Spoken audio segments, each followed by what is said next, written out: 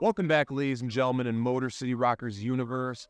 This is Backstage Pass. I am your host, Corben Symons, and once again joined by Director of Social Media and Marketing, Parker Brown. Parker, thank you for coming back. You'll be. I'm not going to say anything to come back on. You're basically. I'm probably a recurring guest. Yes, you're the recurring guest, the producer. You got all the titles for this. I appreciate it. But nonetheless, joined by the man, the myth, the legend, like always. We have another great episode, and thank you if you tuned in to the first one. This upcoming episode number 2, it will be on YouTube. Yeah, and we'll be able to see our beautiful faces and whatnot. But if you tuned in on Spotify, and last time I saw, we had 3 5-star ratings. Yeah. So shout out you if you did that, or your mother, or whatever. Love you guys. So we got a lot to recap. We have a very, very fun interview later with goalie Trevor Babin that you do not want to miss at all. But let's get into the recap of this past weekend's games. The Rockers, they took 2 out of 3 again. I called it. You did? I did call it, and I called another thing. Pavel Svinsov broke his scoring streak this weekend. You did, yes. Pavel Svinsov, he came up in big ways too to end that streak and whatnot. Obviously, we'll get into that in a moment there.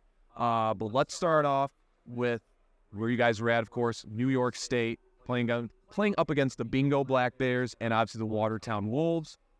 Friday did not go the Rockers' way, a 6-3 loss. Parker, you were fortunate enough to be there on this trip with them. So just before we dive into the nitty-gritty of the stats, just give us your thoughts on it. Going to bingo is always one of those things where it's a crazy environment. It used to be an AHL barn, so you can fit a ton of people in there. And first time I went in there, probably a month ago, I was just like, holy moly, this place is huge. And it's one of the best environments I've been in hockey-wise in this league, outside of ours truly. But, just going in, it's one of those things where you go in and I feel like the lights get a little too bright sometimes. I'm not even going to get into the other point I was going to make, but, the guys play hard. They play hard no matter what. And this was a much better game than they played last time they were in Binghamton. Oh, yeah. And, Bingo's tough. And they're, the second best team in the league? Yeah, number one Empire Division. Only team in front of the Rockers right now. And, we take them on this weekend at our home. Mm-hmm. So we may see a little shift in what goes on. But, the guys fight hard. The guys really, really care, and that they care. But it just didn't fold our way on Friday. But Saturday and Sunday it did. It did, yes. So obviously, as Parker alluded to, lost the lone game against the Bingo Black Bears on Friday night with a score of 6-3. But Saturday and Sunday, Rockers split the switch there, beating Watertown Wolves Saturday 7-6 in a shootout, first shootout win of the season, may I add. And then obviously Sunday, it was all Rockers, never looking back. 6-3 win right there. Kind of a little pendulum game, a little weekend, lost 6-3, ended up winning 6-3 to finish it out there. We always love seeing stuff like that. But before we get into the fun wins, obviously we got to talk about the losses. So as I said, 6-3 loss against Binghamton Black Bears. Fought the whole game though. Binghamton just kind of took it from the start. Never looked back, but obviously the Rockers, they tried, putting up their dukes and whatever and wanted to take the game from them. We were outshot by Binghamton 45-28, which kind of, may have set a tone in many ways for how that game went. But the Rockers were led by a 2-point performance from TJ Delaney and Josh Fulton, each with 1 goal and 1 assist. Eric Oganezov, there we go. That was a little tongue twister for me. With 1 goal, Mike Wynn, George Holt, and Jonathan Giuliano with 1 assist each. And goalie Trevor Babin, although he allowed 6 goals in, he had 39 saves, which just kind of typical numbers seeing from Babs there. Yep. Obviously, if you tuned into last week's episode and just kind of follow the team in general, you know that this was the second time going up against Binghamton. The first time was an 8-1 defeat in just kind of a really bad fashion. And that was in Binghamton, right? Yeah. Was at home here. Okay. Yeah.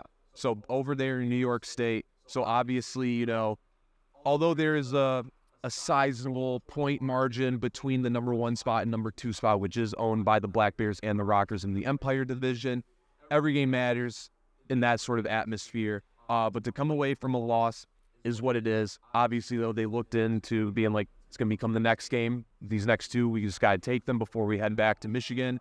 Saturday, as I said, 7-6 shootout win at Watertown. Just to give you guys kind of a glimpse, if you did not watch how it went, within the first, score ended 2-2.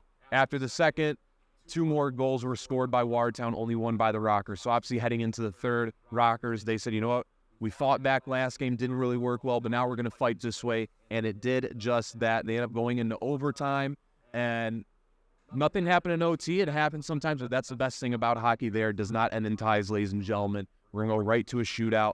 And as Parker alluded to, Pavel Spintsov, he ended his streak there, getting the lone shootout goal and brought home the victory for the Motor City Rockers. What was the vibe with the team after that sort of game? Well, before we actually get to that, so Pavel got the goal, and it's all down to Rico. Ricardo Gonzalez was in that night, and I could just tell. Like We had 50 saves, my head. Sorry to interrupt. Yeah. 50 saves. The absolute tank of a nuts game. Yeah. And, Rico is one of those guys when, like, such a great guy. Sometimes his confidence wavers, as many do in sports. But yeah, I saw there was one point I was like, oh, we won this game. It was when the block before Pavel got the goal, he skated around and went like this, like game over. Oh, yeah. The guy came after the shoot, or after Pavel got the shot in. The guy, Watertown, comes down, and I could just see how ready he was. He was loose. He was ready. Ricardo Gonzalez is, as you saw probably on socials, was the player of the week this week. Yeah. He just, not even just from Saturday, but from Sunday as well. We will get into more about that. But Saturday was also Sunday was also just a riot of a game in general. Yeah. But 6-6 going into OT. Really, it was a back and forth game the entire time. I think we had like a minute left, and we got up 6-5, and then Watertown just comes down and scores again, and it was just one of those things where there's like, holy crap, how evenly matched these two teams. It's just the makings of an all-out class. Oh my god, dude, that was the most fun game I've watched all year when I'm traveling. But it was just, what a great matchup, what a great game. I was talking to the Watertown's owner a little bit during the game. He was just like, this is one of my favorite games I've watched all year. And not only that too, but yeah, I might, if I have the game wrong, correct me. There was also a Tarps off fight within this game on Saturday. I believe it was Sunday. Hold on, pause. No, yeah. While we get that though, I will list off some stats. Obviously, one thing that came out to me. Well, first off, before I get into stats, Saturday's win marked the 50th win in the FPHL for Coach Gordy Brown. So obviously, just a little yes there for him. Their big accomplishment. Obviously, many more to come for him.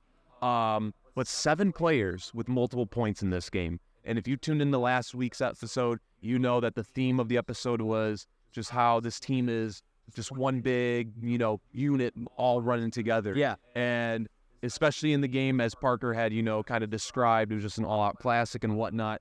7 players, multiple points. That's why the Rockers are in the position that they are in and whatnot. And also, was it Saturday? It was Saturday. It was correct. But, it's a Tarps off fight. If you go check out because it's on our Instagram. But so I'll give you the rundown of what happened that night. So Elias is getting ready to go on the ice, like right before warm-ups, I believe. He goes, Parker, make sure your phone is out for the third period. I'm like, why? And he goes, Tarps are coming off. And I'm like, what? Like, what are you talking about? Like, I was so, like, it was one of the most confusing things I've ever, like, been told. Tarps are coming off. And I'm like, oh, no. And it clicked. He's like, yeah, me and Schmitty are, we're taking our tarps off, and we're gonna get a little old-fashioned here. Little infamous. It was one of those things where, how do you have a hockey fight without a jersey on, because you can't grab on it? Oh, yeah. But Elias is an entertainer, so, yeah. I mean, that's really what he is. What was the crowd's reaction when you just start seeing them take off all the equipment? They were as confused as I was, and I knew it was going to happen. It's the crazy part. People were like, what is going on? Like, why don't they have their shirts on? And, like, if you see it on our TikTok, you can see Justin Schmidt's already out there waiting for Elias. And this was like a planned thing that they had planned going into this weekend. Mm. And, you know, I don't want to incriminate Elias. Sorry, I'm probably going to cut this out. But, you know, they planned it out. It was done. It was like nobody got hurt. Yeah. But, you know, the connection between Justin Schmidt and Elias Thompson, it's one of those brotherhood things. Like they're both fighters. They're both enforcers. And the reason they actually did it was because Schmidt wanted to, because he's retiring after this year, he wanted to go out with a bang. And what a bang he did, because shirts came off and people were confused. Yeah.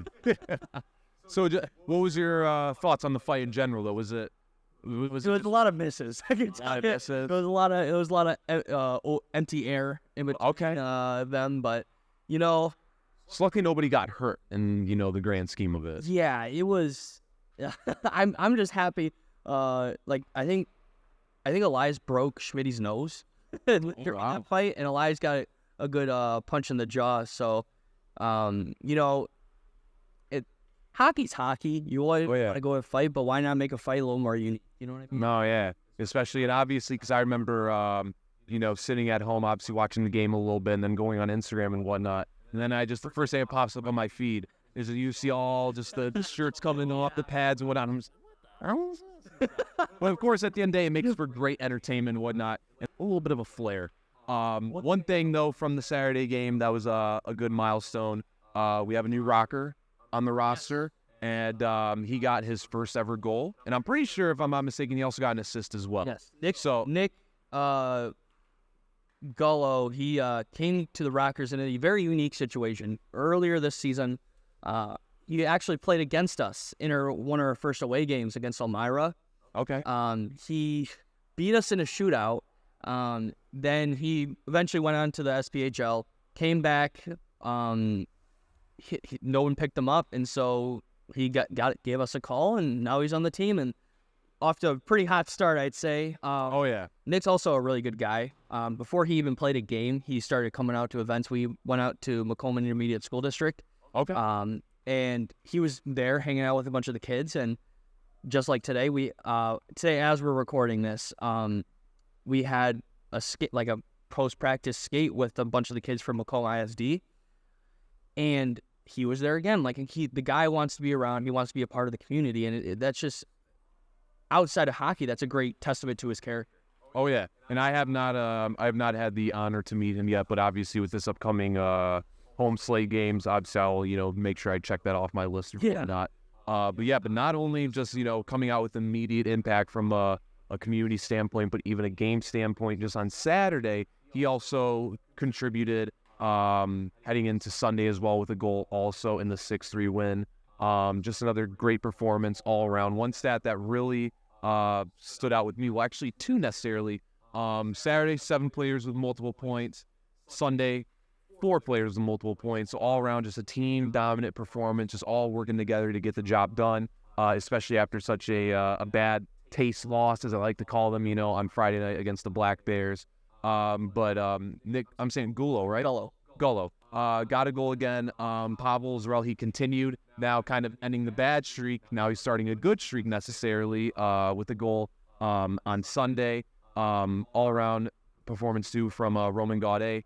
Cole Dierin, if I have that. Therian. And then assist by Josh Colton.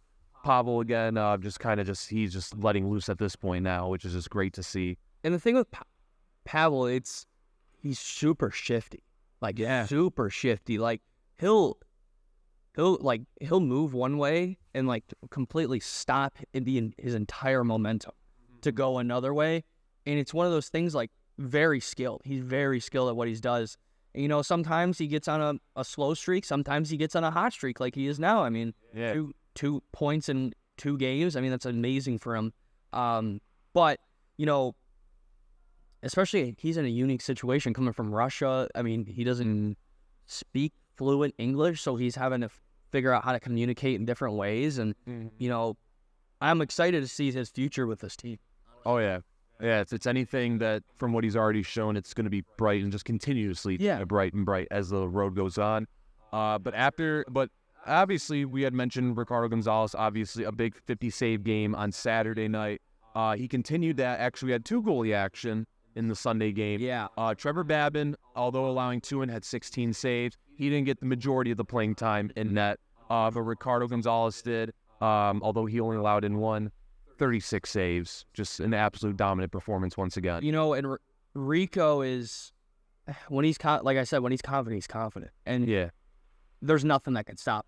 Yeah, and it was one of those situations where Babs got ejected. It was I believe a high stick call. I don't remember. It was like a head thing, hit the guy in the head on accident.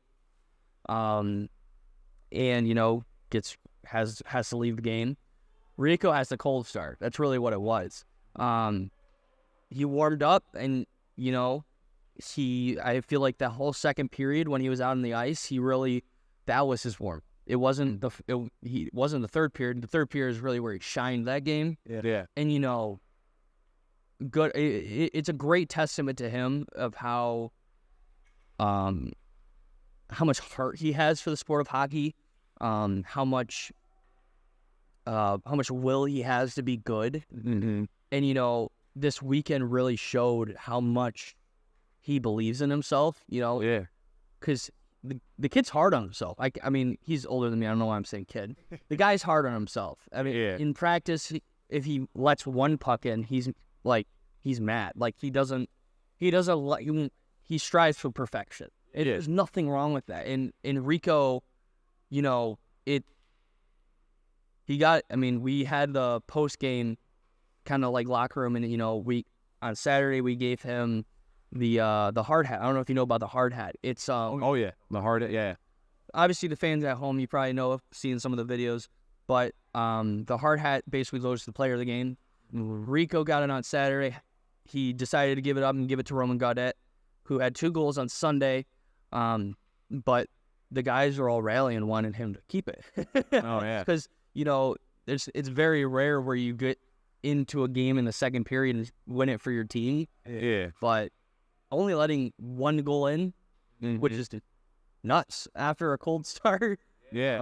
And obviously it speaks volume in itself of him just wanting to give up the hat, but the team kind of being like, no. Like, that's all you right there and stuff, because clearly it shows that, you know, as much as they love, you know, Trevor Babin being in that, they also love him as well. Yeah. You know, you don't necessarily see that a lot of a team kind of rooting behind 2 goalies necessarily. I mean, stuff. I mean, our goalie core is crazy. It's great.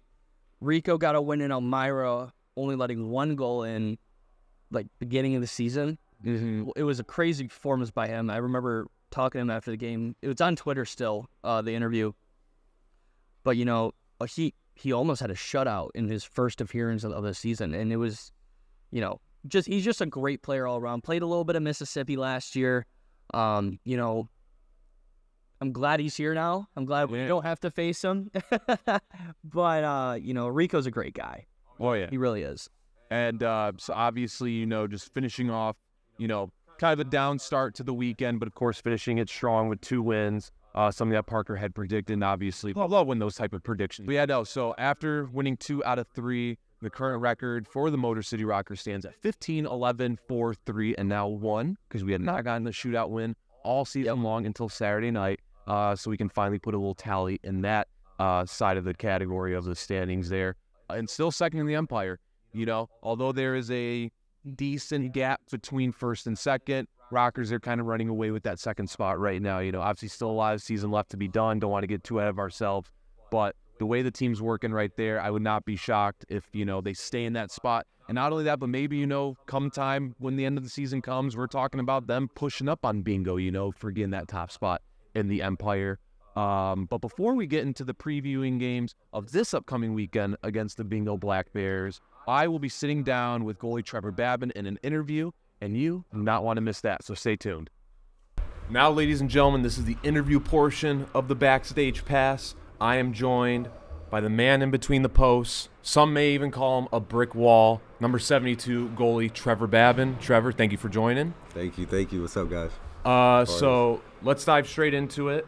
Before your days in the FPHL, you have stacked up quite a resume for yourself. EHL champion back in 2017, two-time GMHL All-Star in 2018 and 19, and GMHL Goalie of the Year, and then you joined the FPHL in 2019. How did you feel to accomplish all that, especially at such a very, very young age? Obviously, very blessed to achieve those things and put in the work to be able to do that. But a lot of it is thanks to like the teammates, coaches, families, and things like that were helping me along the way at that period of time too. So shout out to them, and just definitely have to thank them for the help too along the way. Now, obviously, you're a very good goalie. Let's just get that out of the way, as everybody knows that. Thank you. But how much selflessness do you put in yourself in moments like that to have others help you get better, aside from just putting it all on yourself? I mean, personally, like, just realizing, like, I guess, like, things that you've gone through in life, you can implement into your game, of how you channel that energy into your game and things like that, and just being able to do that, and obviously, having the mindset to want to get better and have those things as a motivation definitely helps with those things. So. Yeah, and ever since joining the FPHL, you have gotten better as each season has passed on. If you go look at his stats, go check MotorCityRockers.com. It's all there right for you. What motivates you to be better than the previous season heading into a new one? That I'm getting older. I mean, I know I'm younger than most guys on the team, but I mean, I just want to be consistent and get better, and just keep moving up the ladder as much as I can. And obviously, you mentioning that you are one of the younger on the roster and stuff, does that at times ever intimidate you, or do you just kind of continue putting your mind, I'm going to just do my thing and prove myself? Just exactly that. I mean, I think coming in any league, being younger, you probably have a little more eyes on you just because people want to see what you can do. But I think I'm at the stage now where,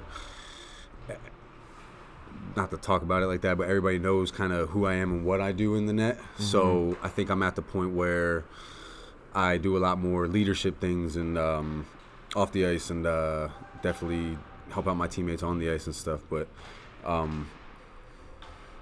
mean, that's really it. Now, obviously, you have a pretty chill demeanor. You don't really let things, get to you a whole lot.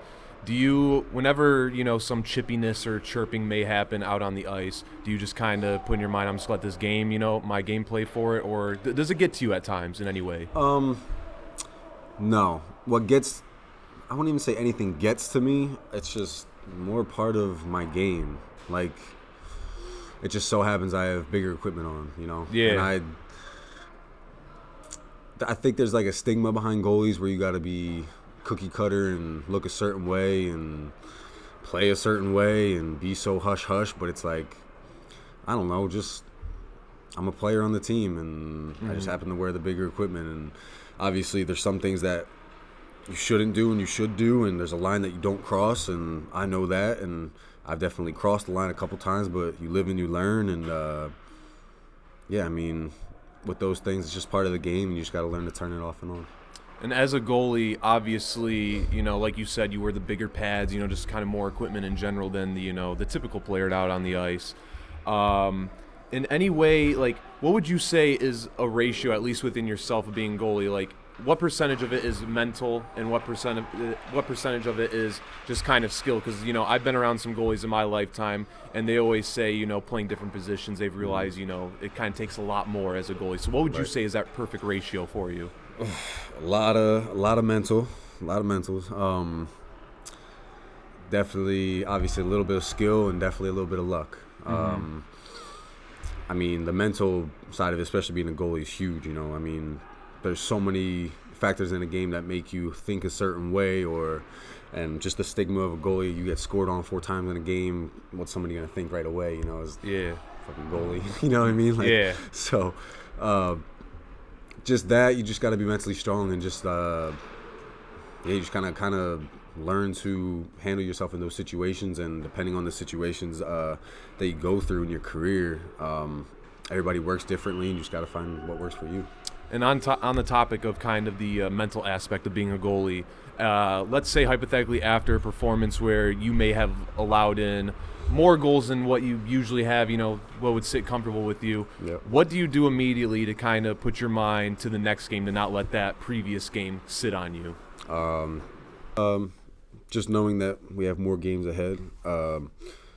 Perfect example, last week in bingo was my first off game of the season, and just the goals that were scored and the puck luck that they had, and not saying they're not a good team or anything, but definitely had a little bit of luck on their side. But yeah, just knowing there's more games ahead, and I'm going to be facing a lot more shots coming, and those 5 or 6 in the game doesn't define who I am as a goalie, and having moments like that a lot of times, actually, especially when I was back with Delaware, a lot of those moments definitely kept my head on straight to realize, those moments don't define you as a goalie. How you respond and the next save's coming definitely help out with that. So.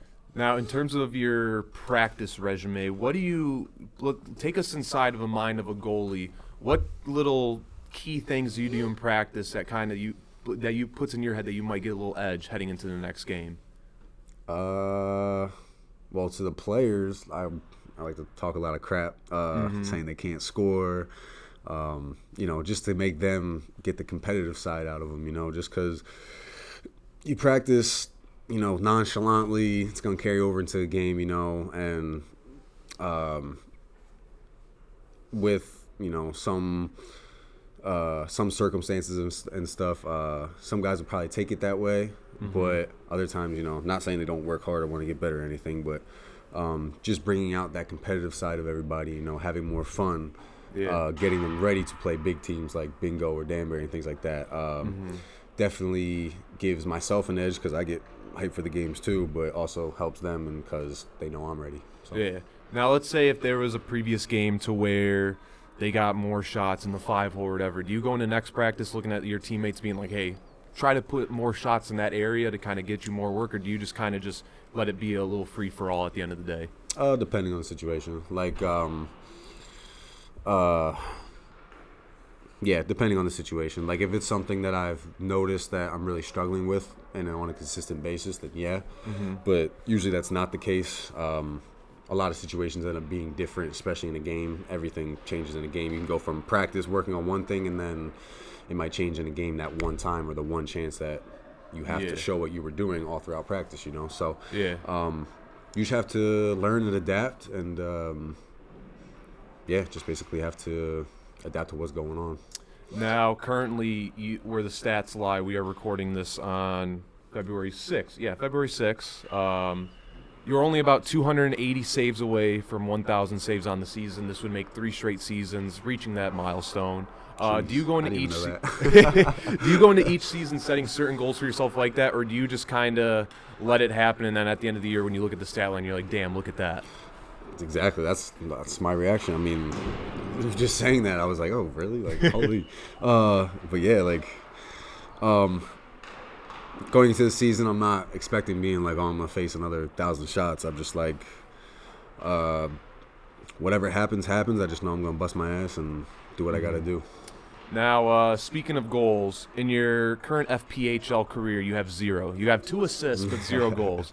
Do you ever think heading into a season or even a game, and in the back of your head you're like, this is the day I'm going to let one fly and see what happens? Has that ever dawned on you?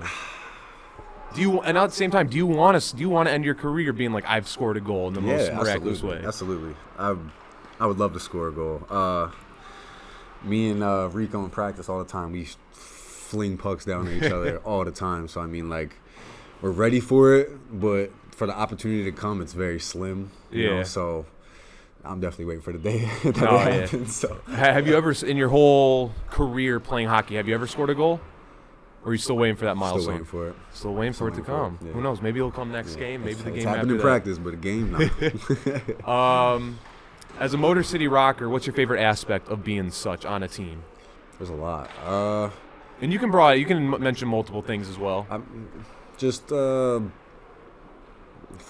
the staff, ownership, all the way down. I mean, just the just the bond and the camaraderie that everybody's got. Like, I think Scott mentioned it on the last interview and stuff, you know. Everybody, the reason we're all back here and we all wanted to play here again was because we knew the majority of us were going to be back. And with how we all interacted with each other and how we all became boys and knew each other more than just the hockey, than just a teammate, definitely stands out, I think, more than any team that I've ever been on. Now, speaking of your teammates, obviously this is going to be a very, light question in many ways. Is there any teammate of yours that during practice, when they're about to load up a shot, you just put in the back of your head like, "God damn," like, or no? No. You just take it as is? I just take it as it is. Like I said, I talk a lot of crap too out there. So I mean, they miss the net, I'm gonna say something. Do they ever dish it back if they put one in the net? Sometimes, yeah. Sometimes. Absolutely. Nice. If they didn't, I would be mad if they didn't. So I would have to get it out of them, you know. Yeah. So, but they it's a lot of fun during practices and stuff, especially when you're coming down to shoot on me. Yeah. So before every game or even after games, do you have any kind of – I asked Scott this last, and I'll probably ask it from every interview out because I'm just curious in this standpoint. Do you have any pregame rituals, like a pregame meal that you eat or something to get your mind right, or do you just kind of just head in and just know that you're about to be playing hockey tonight? It's all mindset. I mean, knowing that it's game day, you kind of know, like, you know, when you head to the rink, that's when you got to turn it on, and you know it's about to be all business. But when it comes to rituals and superstitions, I'm kind of just like my personality, more chill. Yeah. I don't want to be in a situation where, like, if I don't do something a certain day, I'm going to be in my head about it. You know, being like, oh, we're going to lose now because I didn't do this. You know what I mean? So I think I got too many things going on in my life to where I don't need to worry about being so specific with everything. So I just do what my body really feels like I need to do, and definitely just being consistent with it is the big key, though. You can't just slack off. So no rituals, no crazy superstitions, just just do what I have to do to be ready, you know. Yeah, and clearly that's worked, many times for you so far. Yep, and having the puppy too, it's he takes away a lot of my time, so it's hard to like sit down and do some kind of pregame thing when I got a little 8-month-old running around, So yeah, what type of dog you got? Pitbull. Oh hell yeah! He's a man. So, final question before we get into the fun get-to-know questions for the fans out there. I had asked Scott this, and this will probably be a recurring question as well. Why number 72? 72. Well, actually, my number was 27 growing up. My favorite player was Ron Hextall. Okay. And then when I got to junior hockey, I couldn't choose my number, so I didn't have 27 for a while. And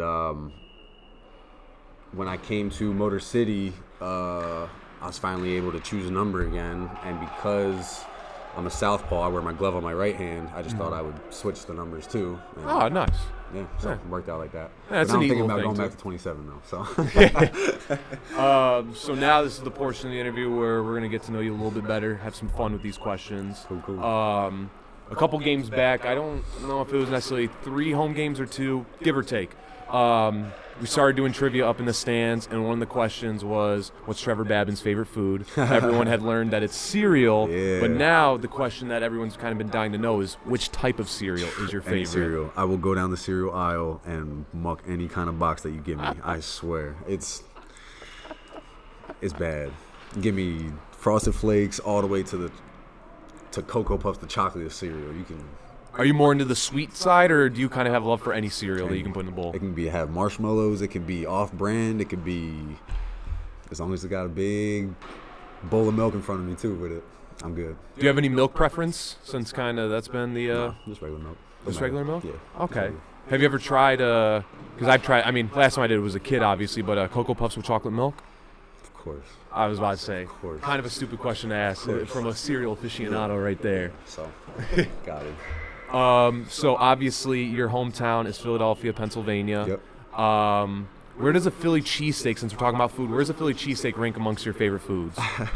Or is that kind of just like a little stereotype that everyone from Philly loves them? Everybody loves cheesesteaks in Philly. It's just, if you're there for the first time, get the tourist stuff out the way, go to Geno's, go to Pat's, get your pictures in. But yeah, if you're gonna, go get a real cheesesteak and actually,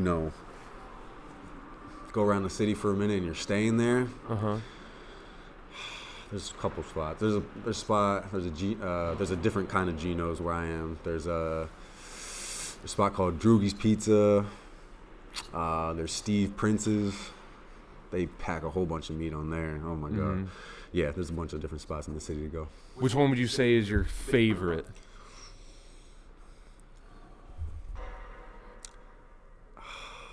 Damn, put me on the spot with that one. They're all really good. I'll say Drugie's. Okay. Drugie's Pizza on Cottman Ave. Y'all can look it up. And so, what, in terms of a Philly cheesesteak, what's a good ratio for you in terms of the meat, the cheese, the other stuff, the peppers added in? Whole lot of meat, whole lot of cheese, some peppers. So you just kind of like it oozing out, just a whole lot in your hand right there. Whole lot of cheese, yeah. Yeah. Oh yeah, what type of cheese? American. Really? American. I can go provolone too.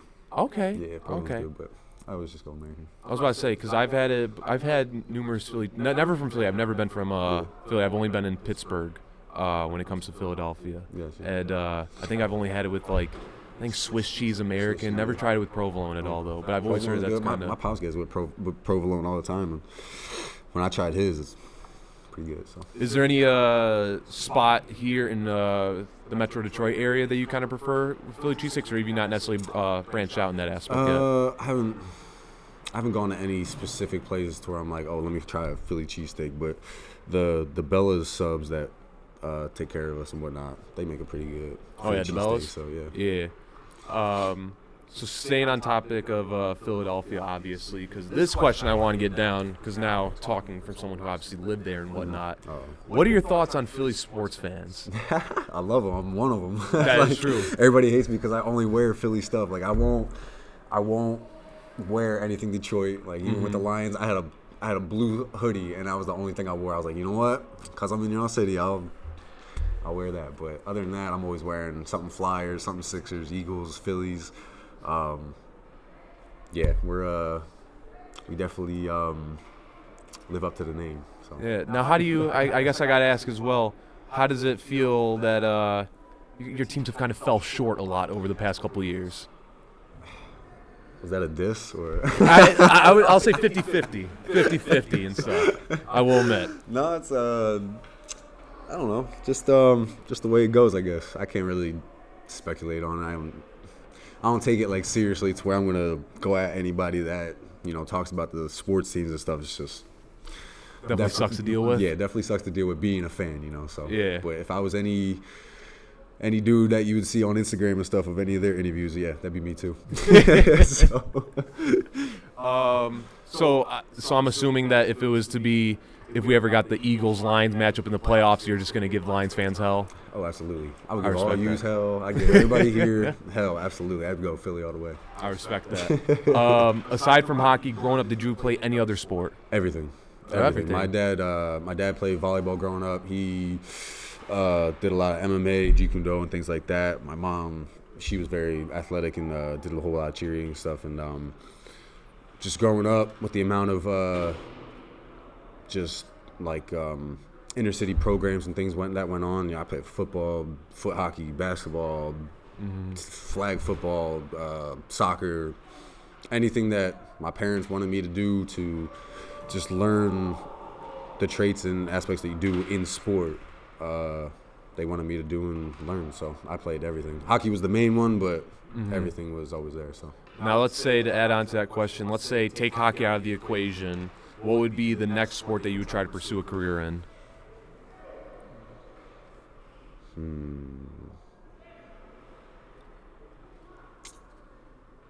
I've always thought MMA, but MMA, really? Yeah. You a little fighter? You know how to tussle out there? My whole life, man. I respect, yeah, especially living in Philly and whatnot. Yeah, probably basketball. I don't know. I'm a big fan of football and basketball. Anything that gets my adrenaline going. I just chase that, and I can fall in love with it easily. So, and anything that you have to perfect a craft and really have to be consistent at, it's those things really attract me to want to do that. So. Okay. Yeah, anything like that. So obviously I had the question down here, favorite hockey team growing up, but I can assume it was the Flyers and Absolutely, stuff. Yep. Yeah, and then favorite player? Or any favorite players if you had multiple? On the Flyers? It can be any NHL. You can Okay. yeah, we can do Flyers and in just an NHL in general. Players, I obviously love McDavid. Could watch him all day. Crosby's another one. Even though I'm from Philly, I still like him as a player, even though he's a little bitch. No, that's just me being a Philly fan. But yeah, Crosby, McDavid, guys on Philly. Loved watching Drew when he was there. Danny B, I know him kind of personally. I've met him a bunch of times. I was good friends with his son. Any favorite goalie too? Hextall, obviously. Yeah. Bobrovsky, when he was there, he was a rookie. He was amazing, but he was it was kind of like a Hart situation where he didn't have a good team in front of him. Yeah, I mean, I could keep going down the list who I like to watch. I always find myself watching different players. Nathan McKinnon, another one. Yeah, just I could choose a whole bunch of players, honestly. But Now, obviously, you are a diehard Flyers fan. Was there any team growing up, or even now, I like to call them the guilty pleasure team that you'll just put on the side and kind of, root for or I whatever? got you. When I was younger, it was the Devils. Okay. But now,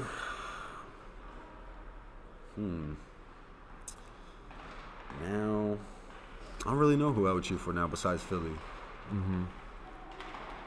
Any Detroit Red Wings love out there?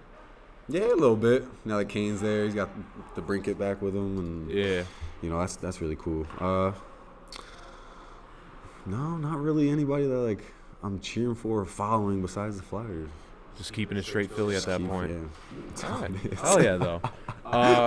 So when you're not being a goalie and obviously a brick wall out on Big Boy Arena or anywhere else within the FPHL, what do you do in your free time? What's your main go-to? Take care of my dog and sleep. Oh, yeah. That's a beautiful life right there. No, and I coach here and there. Definitely keep up with the family.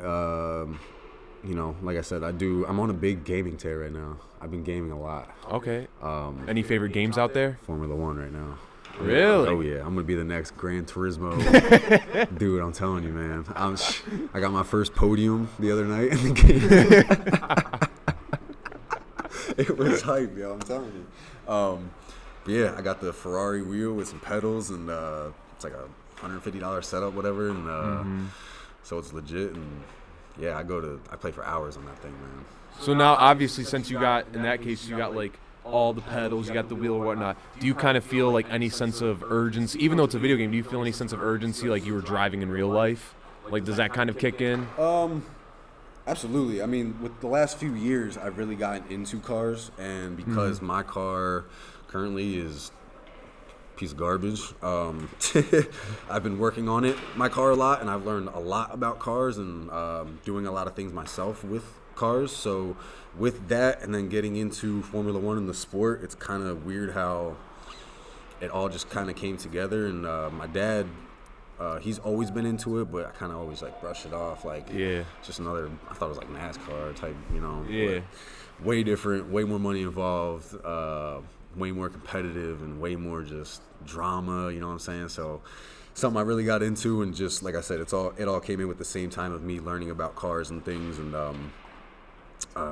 so yeah, when I play, definitely kind of know what I'm talking about. Yeah. With the cars and the engines and all that crap stuff. Yeah. So final question, then we'll get you out of here. One thing I've always been intrigued about, especially in a sport like hockey, what made you pick becoming a goalie? Yeah, right.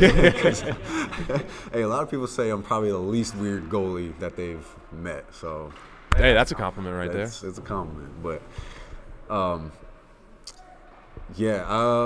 played growing up until I was 13, 14. I had to really decide if I was going to be a player or a goalie because I always played both.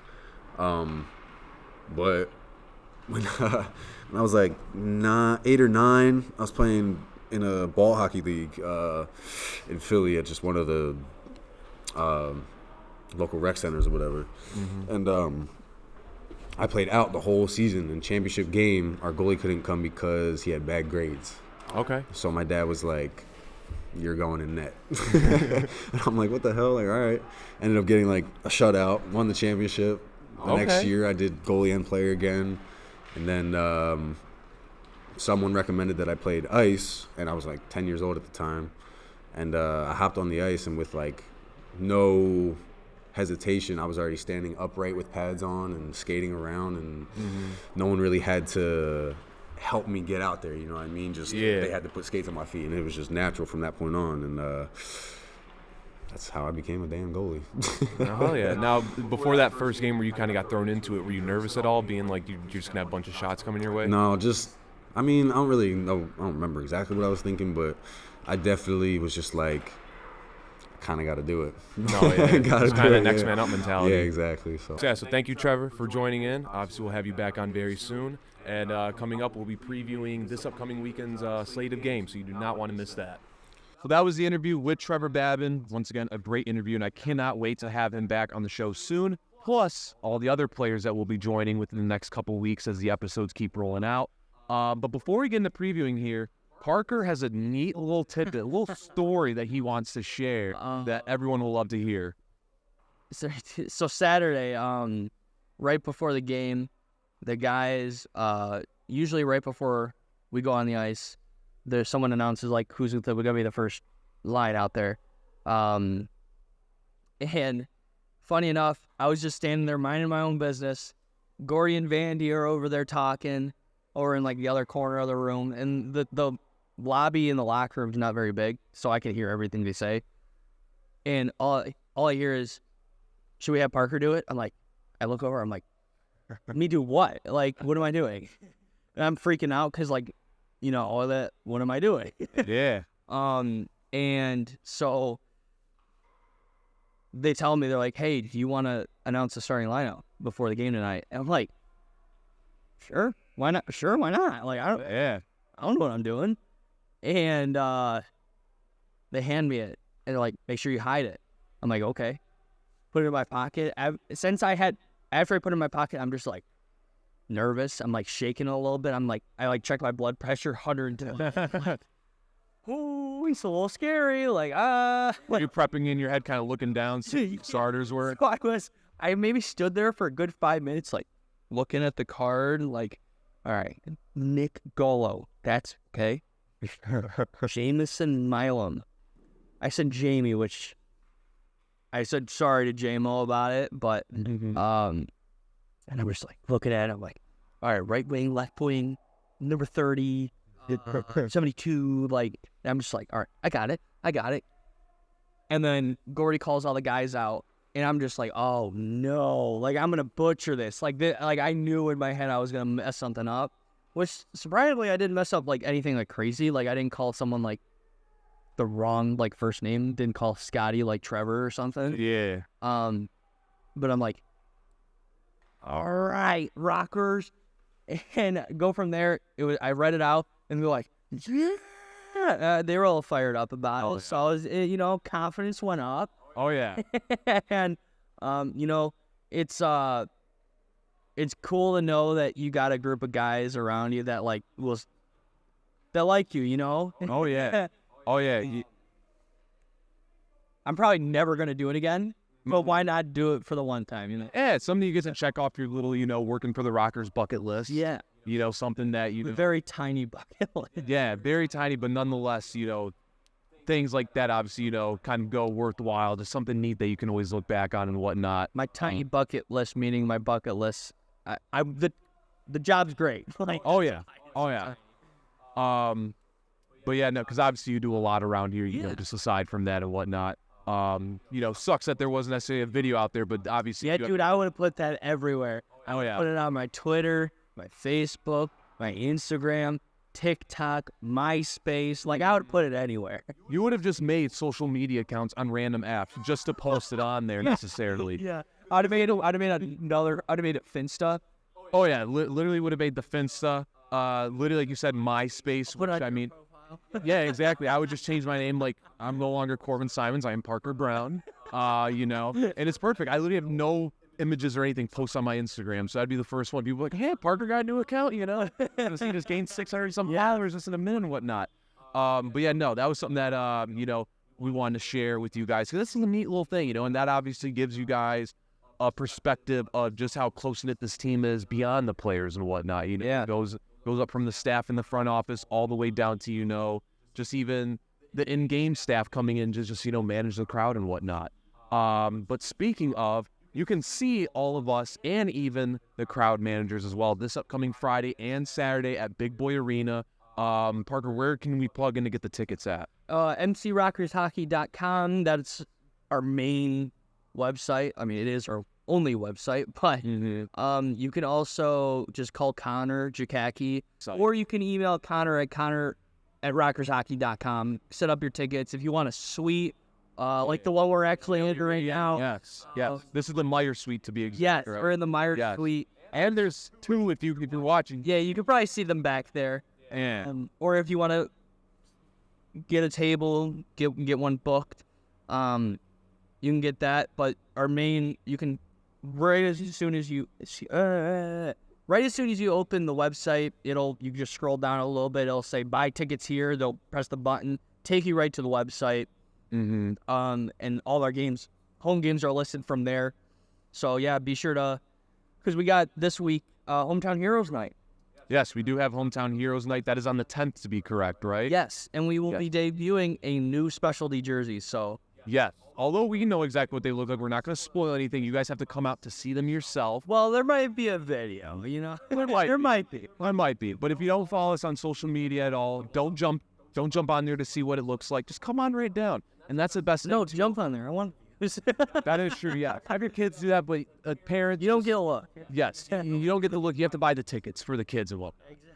Before we dive into it, that's what I want to say, too. That's the best part about Big Boy Arena as well. If you don't like sitting in a typical seat, you can literally get a suite. You can get a little... There's a countertop right here. Literally countertop right over where we're sitting at.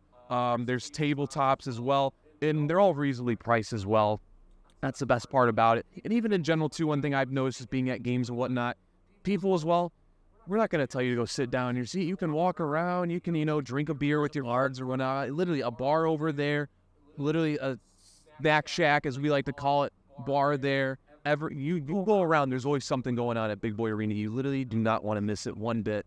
But especially this upcoming Friday and Saturday, as Parker alluded to, the Hometown Hero Night on the 10th. Come out to see those special edition jerseys, but it is a big, I cannot emphasize it enough. I'm going to say it again. Big. Or you could say bing. Big. I like that, yes. And big revenge weekend there against the Binghamton Black Bears. Obviously, we lost to them last Friday, and we only played them one time before. I think that was on like January 5th or 6th, if I remember correctly. So head-to-head records 0-2. But the Rockers are looking to flip the switch on that to make it 2-2 and stuff and whatnot. And hey, I will say too, as much as I love to see clean sweeps or whatever, even if we get one out of it, it puts on the map that this team can beat the Black Bears. Definitely contest with the top spot as well. Which, like I said earlier in the episode, who knows if by the end of the season we're talking about a little close, matchup to end the season in terms of the standings there. But you don't want to miss it at all. It is not only will it be a great atmosphere, great night, nights, plural, but who doesn't want to see a battle of the top spots in any division or whatnot, especially, when it's great hockey, you're going to see some great games, some great players as well. And, if you obviously do follow the league and, the Black Bears have been a team with how their season has been going, guys show up to them, obviously they've been doing very, very well. Come on down and see them, but of course, make sure you do it wearing some Rockers merch. As you can see down here with both Parker and I, we do have hats. We do have pucks. I have a hat literally on me right now. And you can literally go to the Motor City Rockers team store in the corner next to one of our bars, of course, as well. This whole segment has been a big promotion for Big Boy Arena, which we'll just keep it going. We'll be announcing that we're on multiple different platforms besides Spotify and YouTube. Amazon Music being specifically one of them. iHeartRadio, we're officially at a podcast. Yeah. So, you can listen to the podcast and not just one space. Yes, all I'm hearing is there's no excuse. Yeah, if you're not listening to this at this point, like, Come on, even though it's episode 2, you guys should already be as much as a diehard of the show as you are of the team at the end of the day, you know? And, you know, anything helps, of course, you know, obviously, you know, continue that 5-star rating on Spotify or even any other apps that continue on. But overall, just, I'm excited for this upcoming week. I really am. I think this is the first time we're seeing Bingo at our home.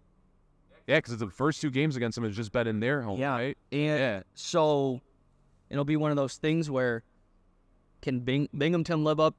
I mean, our stadium's not as big as Binghamton, but it gets loud, man. And it's our house, you know, it's the home court, the home ice advantage, may I say, not court. Oh, yeah. And, Yeah. you know, I expect it to be a much better game than we had at their barn. Mm-hmm. I think we could for sure take one game off of them. Yeah. You know, and they're one of the best teams in the league, so I mean, I expect a very hard-fought battle from both sides. Yeah. You know, Binghamton's one of those teams where they're crazy on offense. They have one of the from what I've just based off an eyeball test and no statistical merit to kind of base that off of. They seem like one of the best offensive teams in the league. Yeah. I mean, we just talked about it earlier. I mean, the first game we played, there was about 80 shots on goal. Last game, it was about 40, 48, I believe. You have it right there, 45. 45. To be exact. And, you know, they're just good, well-oiled, well-built all around. And, Yeah. you know, this game, hopefully we have a great crowd both Friday and Saturday. That will kind of shift the momentum towards it, you know? Yeah, and nonetheless, obviously, it's like, you know, they can have as much success as they want in their own, you know, arena or whatnot. But when you come here at Big Boy Arena, the vibe switches immensely. You know, it's a diehard fan base. You know, any game that I've been to, I think I've only worked necessarily 3 here so far, 3 or 4. But each time it's like, just keeps kicking up, you know, other notches or whatnot. Especially with, literally, like I said earlier, with all the fun stuff you can do around the arena and whatnot. And obviously the fun stuff that, you know, just the staff brings as well, you know, we've added trivia into there. You know, we have the fun games out on the ice and whatnot that we've been doing. You know, you probably have seen some on the social media accounts. If you haven't, definitely check those out, but make sure don't check out the jerseys yet for Hometown Heroes. I mean, as of we're recording, they're not just yet, but I think you'll like them. I think you'll like the next couple coming up. Oh yeah. And, you know, this obviously there's still a lot of time left in the season. But, of course, you know, coming off a loss to where, hey, it may have been a 6-3 loss, but it's better than the first one, which was an 8-1 loss, you know. So definitely, you know, the Rockers know that, you know, when it comes to Binghamton, it is time to kind of, you know, buck up a little bit extra. And I definitely think that after last Friday's loss, they're going to have a little bit of a bad taste in their mouth that they're going to want to make a little sweet. You know, and especially, you know, it's the only team you got to focus on now. Of course, last weekend they had to focus on not only them for 1 game, but of course Watertown Wolves for 2. Yeah. But you know, when your only focus is the team ahead of you and at the top of the division, there's a couple teams that we're still focused on too. But I understand what you're saying. Also, I mean, we got the advantage of we're not traveling. Yeah. We only have to drive a little bit to the arena. Yeah. Binghamton has to travel about 6-7 hours to get here. Yeah. So, and, you know, obviously this team has shown, you know, with a good road record that, you know, the Rockers don't necessarily get, you know, a little frazzle on the road. And who knows, maybe this upcoming weekend, you know, maybe, you know, their food on the road for Binghamton just isn't as great, just doesn't sit well in their stomach or whatever and whatnot, to where, you know, it definitely, you know, helps out in our advantage. But nonetheless, ladies and gentlemen of Rocker Nation, you do not want to miss them one bit. That is Friday, February 9th, and Hometown Heroes Night, Saturday, February 10th. Big revenge. Bing revenge weekend. Yes, that's what we are going to label it. You got any predictions for the weekend? Like, who do you think is going to stand out the most, do you think? Who do you think is going to stand out the most, do you think? That's not English. Who do you think is going to stand out the most? Honestly, I think in general it's going to be a good it's going to be a good team effort nonetheless. I think Babin's going to have a great game, especially after the interview that we had earlier in this episode, just kind of dissecting his brain a little bit more and what it means for him to be a goalie, kind of what he does, to kind of prep for certain things. He'll be playing Saturday. Yes, he will be playing Saturday. He is suspended, unfortunately, for the Friday game due to that high sticking or whatever, as Parker had alluded to earlier, which was in the Sunday game, correct? Yes. Yes. So I think Babin on Saturday, he's going to come out, especially, kind of a little bit days rest extra, that obviously has helped some players. But in general, I think the team's just going to come out, I think Nick, being a new addition and already kind of coming off, guns blazing, I think he's just going to kind of continue that for the team as well. Pavel, hopefully, this streak continues to where he's, getting assists, just getting goals, just, adding at as many points as he can. I think it's going to be an all-around team effort. I think we're definitely going to come time next weekend when we're doing episode 3 of Backstage Pass. It's just going to continue that theme. But what about you, Parker? You have any bold predictions? I don't know. I mean, I think I have to go with TJ Delaney. Okay. I just have to. He's scored every time we've played Binghamton. So, I don't know. I think he's going to be the one that shows up and shows out. Yeah. And he's a relatively new addition to the team. We got him a month into the season, month or so. Brother of Tim Delaney. For those who don't know, Tim's one of our defensemen, number 18. TJ's number 67. So sometimes you can get confused of which Delaney is on the ice. Yeah. One's taller, one's shorter, and then you can understand. So, but TJ is, honestly has surprised me this season. He came in, it seems like he got right off on the right foot. He's one of our leaders in points right now. Yeah. I believe behind Scotty and JMO. I believe it's him and Declan right about there. But TJ, I think will have a phenomenal game. I think he'll get a goal. Maybe assist. And obviously we'll definitely, remember these predictions, kind of look back on them regardless. Right now. Yeah, but yeah, so that is the episode, ladies and gentlemen. That is episode 2 of Backstage Pass. Once again, Parker, even though you'll be on every episode, thank you for joining. Yes, for the foreseeable future, yes. But of course, I am your host, Corben Symons. Make sure you come out this Friday, this Saturday. You do not want to miss it. Wherever you're viewing this at all, remember, 5 stars, likes up, whatever. Subscribe to the YouTube channel. Yeah. Definitely share it. Yeah, tell your mother, tell your father, tell everybody about this show. Why am I?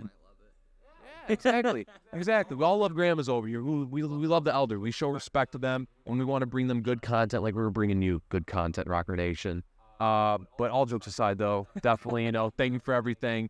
And we'll be back next weekend. But, of course, you do not want to miss the games this Friday and Saturday. Peace.